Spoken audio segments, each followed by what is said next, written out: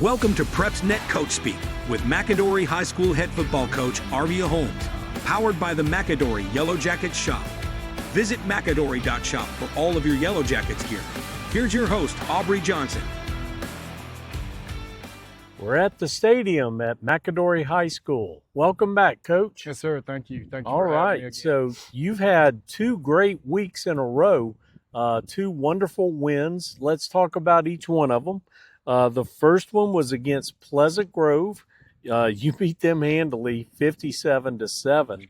Tell us about that game. Yeah, no, we came out and, we just kind of carried over what we have been doing in the summertime. Right. Like I talked about previously, we made it a point this summer to be, make sure that our guys are physically and mentally strong. Right. And going into a game, opening up with a team like Pleasant Grove, where they're always going to be talented. We know they're going to play hard. I like the way my kids responded. I like the way they came out. Historically, we've not played very well at home. And I don't know if it's because of, some of the distractions in the crowd and, the kids are excited or whatever the case may be. But historically, we haven't played very well at home. So what I'm most proud of is the fact that those guys came out, they played well, they executed well. Yeah. We did some things in the run game that was really productive. We threw the ball when we needed to throw the ball, and all in all, I think it was a good game for both sides of the ball. And my coaches did a really good job of making sure that the kids were prepared. Yes, sir. Okay, good deal. So tell us some of the players that played well that night. Start with the offense. Yeah, so on the offense side of the ball, man, you got to start with those 2 running backs. I think they both may not have had 10 carries combined, but they both were well over 100 yards and several touchdowns. And they're really good. They're really good. They complement each other really well. They're probably best friends. There's no egos there. So those guys play really good. And, all of that stuff starts up front with the offensive line. So those offensive line, man, those guys have been really, it's been a blessing to watch them not only practice but play in those games and play with the intensity and the effort that they've been given. So the offensive line play really, really good. Our quarterback, Justin Patton, he is doing exactly what I need him to do. Nice. He's not putting us in bad situations. He's making the throws that we need to make. Carter Fagan had a really good game. So, just holistically on the offensive side of the ball, those kids played really well in that Pleasant Grove game. Defensively, Braylon Glover is where it all starts. Mike linebacker, that guy, he is a football player. I think guys are, colleges are missing out on. Sometimes, you look at statue and look at, the height and the weight of kids, and you forget about, just being a football player. He is a football player. So super, super excited for him. His senior year, for him to come out and start his season off like that with as many tackles as he had. I think he had a sack. And so pretty good on both sides of the ball. Okay, fantastic. So in the second game, you had a nice win against Helena. Score was 34-21. What happened in that one? So Helena has been, they kind of been an Achilles heel for us. Okay. 2 years ago, or really my first year here, we went over to Helena and we lost to them in double overtime, and I kicked myself. I've been thinking about it ever since. We probably should have tried to go for 2 in the first overtime because my defense was gassed and there was no way we was going to stop them. So I put our team in a bad situation. I know that's been 4 years ago, but I still remember it. And then last year we was in another really good, tight contest with them and end up losing by a field goal. So I feel like we were right there. There was a couple plays in both of those games there that I feel like if it would have went our way, we could have probably came out victorious. Yeah. But this time around, we made those plays. Nice. We knew, some of the things they like to do on defense, and they tried to take over and take charge of the running game and stop our running back. So we had to throw the ball to be successful. And my quarterback made some big time throws. Marcus Briggs probably should be player of the week this week. He had a tremendous game. and this is from a kid that didn't even catch a pass versus Pleasant Grove. Right. So that's what I'm proud of the most is we have a bunch of unselfish kids who just want to win. Right. And kids who, when their number is called, they're going to show up and they're going to be there to answer the bell. So, Right. Really, really good win for this program, for this community. We're neighboring cities. So, Yes, you are. Anytime you get an opportunity to come out victorious against a high-quality team, as Helena, Coach Busby does a really good job over there. So, we're always proud of that. All right, very good. So, always after games, and you've had 2 great ones so far, there's always takeaways. Tell us what you've learned about your team after the first 2 games. What I've learned about our team is that they're extremely hungry. Okay. They're extremely hungry. They really do want to be successful.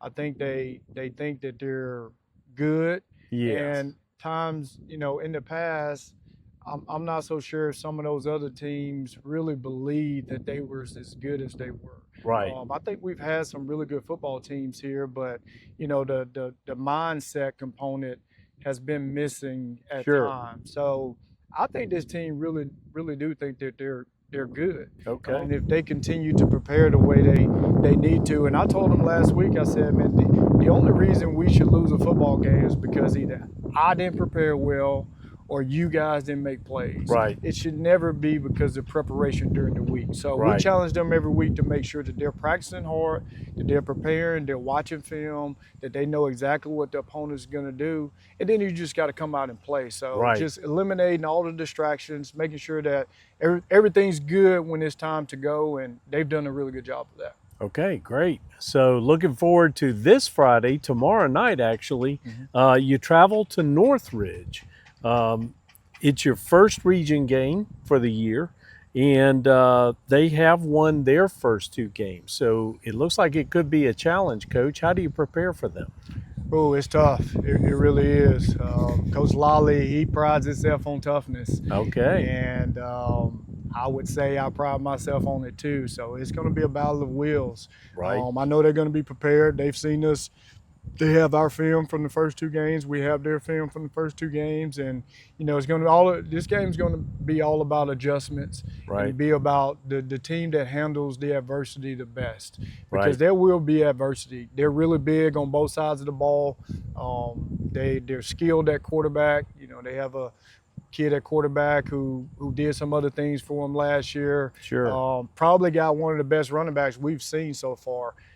I compare him to the 2 we have. Like he's not as much of a bruiser, but he's a Right. speedster. He can hit the home runs, and they're really good at receiver too. So it's gonna be a challenge. It's gonna be a Okay. major challenge. Anytime you go to Tuscaloosa, it's hard to win. Yeah. And if you get down there and you don't have your composure and you're not executing the right way, it could be a long night. So Okay. leaving those first 2 games, I just told my guys, so what now what?